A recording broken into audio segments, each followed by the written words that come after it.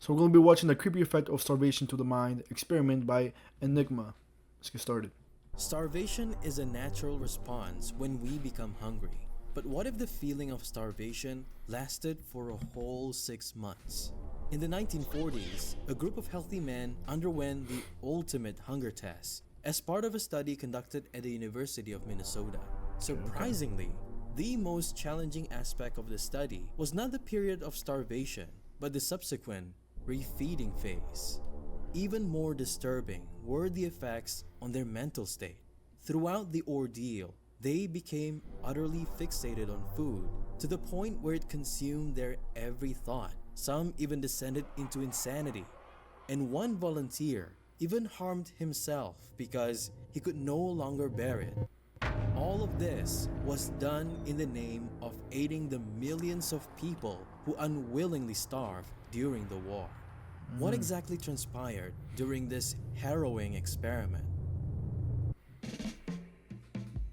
In the midst of World War II, where people all over Europe were starving, the US military wanted to find the best way to refeed them. So, an experiment was conducted with the reason painted as they, the volunteers, starved so that others will be better fed. At the time, there was limited scientific knowledge about how to rehabilitate individuals who had suffered from severe malnutrition. And so, Ansel Keys and his colleagues proposed a bold human experiment, subjecting volunteers to semi-starvation and then refeed them. For the study to push through, the first thing Keys needed were participants. But how do you get volunteers to participate in being hungry all the time? Why would they sign Surprisingly, up for this? the answer was as simple as sending out brochures with the thought-provoking question, will you starve so that others may be better fed? This appeal resonated particularly with conscientious objectors, men who refused to take part in the war on the grounds of conscience. For them, it provided an alternative way to contribute without bearing arms. In the end, 36 able-bodied men were chosen from a pool of conscientious objectors.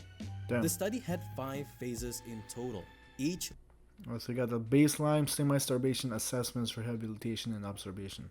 But then again, how long do you think you can go yourself without eating? If you were to not eat from starting today, if you were just to drink water but not eat, how long do you think you can make it? Because personally, I have done a fasting for like a whole day, so I feel like I will be able to do a fasting in the sense that I can drink water but I can't eat. And if that was the case, I think I would be able to not eat for at least 2 days, but as soon as I wake up by the second day, I'm fucking chugging everything in my mouth. I'm eating as much as I can because I'm gonna love a feeling of food afterwards. But fasting is really mentally tough because being hungry and just want that feeling of you wanting to eat is already like hard to deal with. But you going or the feeling of not eating for a whole day is very challenging. It really like puts you to the test. lasting 12 weeks. In the first phase, the 36 men underwent a 3-month period of normal eating. This phase served as the baseline to establish their normal physical and mental state.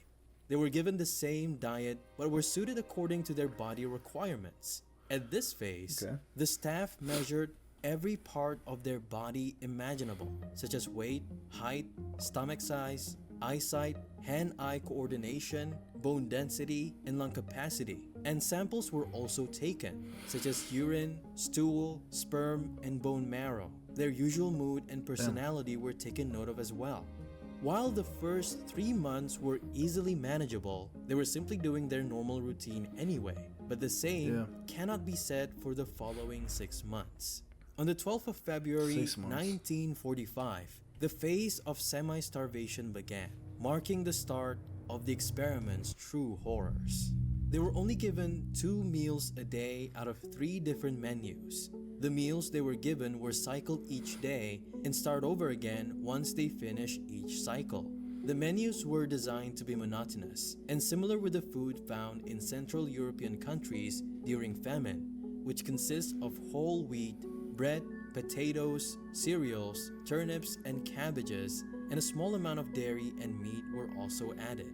Approximately half of their caloric needs were cut off from their meals during the entirety of this period. Well, that The goal sucks. of this was to simulate famine, which was faced by the people during the war.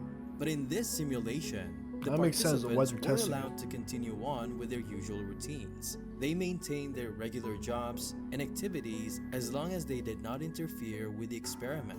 In the first few weeks, they still had a bit of energy to go along with their routine. But gradually, the simplest task became too much for them. Walking a flight of stairs became impossible without taking a break or two. Sitting straight became a 'cause you pain, have no so energy. they had to bring pillows everywhere they go to act as a cushion. And to add to their physical strain, they were also expected to walk approximately 22 miles and spend half an hour on a treadmill each week. 22 miles. It became too much for them that they would run to the point of collapse. All they wanted to do was lie down in the sun and wait for the 6 months to be over. One of the men If you think about it, how far do you actually walk throughout your day that you're active? Like on a normal day where like you're not working, how long do you think you can walk? Because I feel like I walk at least probably a mile a day if I'm like not working that day at home. If I'm working or I'm going somewhere, I'll probably have way more. But on a normal day, like I'm just staying home. Like today, I just stayed home and kind of like just did my own thing. I think I walked probably less than a mile, and these guys had to walk 22 miles. That's like walking a whole marathon, and that also takes like if you're walking, that's like 6 hours of walking for the day. So that's horrible. said, "We would go into a restaurant and order just a cup of coffee and sit and watch other people eat. And it bothered us to see people come in, only eat half of their food, and just leave the other half.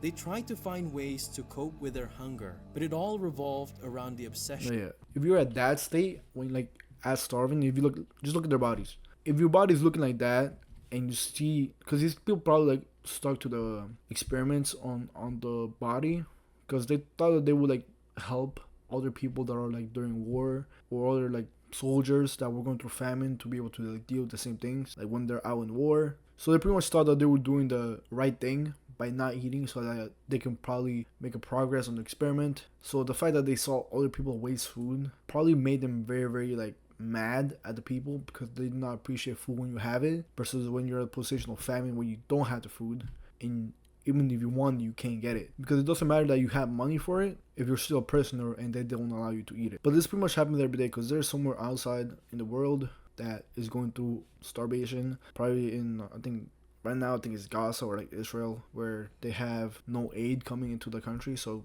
a lot of the civilians are pretty much going into hunger. Of food. So I One understand that these guys are volunteer mad. took great interest in collecting cookbooks to drool over. Their obsession over food have also muted their desire for women. While some of the men continue to pursue romantic relationships, in reality, none of them truly felt any interest in them. The ones who maintained their dating life was in reality competing with one another of who can date the longest. No way. Sometimes they would go watch a movie, but comedic scenes were no longer funny and love scenes were boring.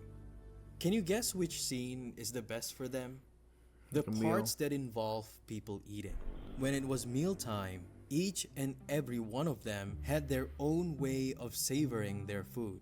Some chose to eat it as quickly as they can and not have to think about it, whilst others chose to eat it as slow as possible, savoring each bite. Remember how the Appreciating food every was single designed to bite. be monotonous? Well, the volunteers didn't really care whether or not it was monotonous. As long as it was food, everything tasted delicious. One of the volunteers Yeah. even said, even the dirty crust of bread in the street looked appetizing, and No we way. envied the fat pigeons pecking at them. A fat pigeon. About 2 months into the experiment is when the study started to get into their heads. Some of the men started to break down. They completely lost control over themselves. One man went to a grocery shop but didn't buy anything. He shoplifted. What the man took were potatoes, carrots, and onions, root vegetables that were the basis of their diet, and stuffed himself. Another man, coming back from his 22 miles walk downtown, stopped by an ice cream 22 shop miles to order a dish of ice cream. Once he started eating, he couldn't stop himself. so he ordered some more on his way to the lab over and over again, until he reached the lab to report that he had failed to maintain his diet. Withdrawing from sugar now in like 2025 is so hard because there's an addiction. For me, there's an addiction to sugar. If I don't taste anything with sugar, but after like 2-3 days, my mind wants sugar. Like it cannot. My body will probably feel so much better after I stop consuming sugar because it won't have to break down so many fats. For example, 2 hours ago, I ate a little bowl of ice cream and my body now has to like break that down, which is probably gonna turn to a lot of fat. Your body burns fat automatically if you're just like going through your day. Like your body will still burn fat in order to like stay alive because it pretty much makes energy. But these guys are walking 22 miles a day to pretty much simulate as if they're going into war when they're like actually working, because people that were prisoners, they had to like work. They cannot just stay still if they want to live. You have to do some work. So these guys are burning calories and also eating under the minimum amount. So that means that their bodies are starving. So anything will feel appetizing. Their minds are just pretty much begging for food at that point. Torture for these guys. Straight torture. What these men were experiencing were the decline to reason rationally, and Yeah. thus the men were either removed from the experiment or dropped from the final results for cheating, for not losing weight according to plan. Yeah. Ever since then, the staff wouldn't let the volunteers walk on their own. They either had to walk with a partner or a staff member to keep each other accountable from losing control. Now, before we enter the most disturbing phase of the experiment, let's lighten up the mood a little bit, and let's get back to the starvation experiment. On July 29th, 1945, as the starvation phase was coming to an end, the men's anticipation grew as they couldn't wait to eat normally again, because what comes after the starvation phase is the 3-month rehabilitation phase. Oh, so To their you go back to, like, surprise, eating normally. however, their suffering intensified even further during this period. No way. It ended up being How? psychologically the hardest phase for most of the men. The participants were put on a very limited increase in calories, which was excruciatingly disappointing for them. Rather than gaining weight at the beginning of the phase, they continued to lose weight as their bodies slowly recovered and replenished with healthy tissue.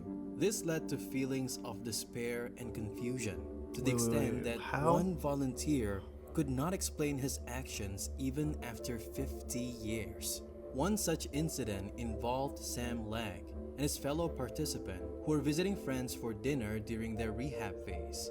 Carrying their own pre-measured food from the lab, they sat beside a fireplace on a late summer evening. As the fire started to die down, Sam suddenly stood up, claiming he knew where the wood pile was and that there was an axe outside. He said he needed to split some wood to add to the fire. Being just the 3rd week of rehabilitation, Sam Legg weighed only about 113 pounds and could hardly lift the axe. And then, for whatever reason, he brought down the axe to his left hand, chopping away 3 of his fingers. I admit to being crazy mixed up at the time, Legg says many years later. The scientists referred to this as a severe case of semi-starvation neurosis. Immediately, Neurosis. he was sent to the hospital to get stitched up, and he remembered vividly the horror on the young hospital staff's face as she thought he ate them, but in reality, he buried them in a backyard in Minneapolis. Reports from the experiment noted Why would he that bury them? Legg was desperate to end the ordeal, but at the same time was also despondent about the prospect of the study not succeeding. With his stitched up hand, Sam Legg went back to the lab and finished the experiment. And now, we reach the final part. The men were finally allowed to eat whatever they wanted. They binged on food so heavily that they got sick. This phenomenon was similar to what was observed in survivors of the concentration camps. Although it was the end after 3 months of rehab, the men gained weight so slowly that they were still underweight by the end of it. Even if you get put back to like eating a lot of calories and eating larger amounts of food, your body after being in starvation for so long is only used to fueling up enough to take down the little amounts of calories. So if you were in starvation and you only ate like 1,000 calories a day, your body will only be able to like burn 1,000 calories a day. So if you chug down 6 pounds of steak, potatoes, and then a bunch of vegetables, even though it's healthy, your body will pretty much start going into shock because it doesn't know what to do. After starving itself for like months, like these guys did, your body will not know how to decompose it right. It will need time to adjust for it to digest in the proper way. So if these guys eat a lot, it could actually kill you, which is something I found out recently. General Eisenhower informs me that the forces of Germany have surrendered to the United Nations. The war came to an end unexpectedly early. The whole point of the experiment is to serve the millions who became victims of the war. The announcement of Japan's surrender interrupted the men while they were eating. The food was the important thing. We did not care whether the war was over or not, as long as we got our food. Germany surrendered in May and Japan in August, months away from the deadline of the experiment. The US military was desperate for answers from Dr. Keyes, and he could only give tentative answers about what he knows in the study so far. In the end, the battle against post-war world hunger was largely fought without the findings of the Minnesota starvation experiment. This story seems to have no shortage of twists, as even at the end of the experiment, since the test subjects were conscientious objectors, the US government never paid them. And since they were not soldiers, they did not qualify for veterans' benefits as well. These men have fought their own battlefield. In their own way, they served their country and sacrificed themselves while doing so. In their own way, these men were scarred in a war they fought, and undeniably, their contributions should not be left unheard. The impact of the study only came years later because it took another 5 years until the study was finally published. Because of its rich detail and how unique it is, the research has become a classic. In summary, the experiment revealed that starving individuals require a substantial intake of raw calories, up to 4,000 per day. Now, ask yourself, were the insights collected from the experiment worth the extreme psychological distress endured by the participants? And if given the chance, would you do the same? Great video, and this video sounds fire. The boredom becomes dangerous. We're definitely watching that next.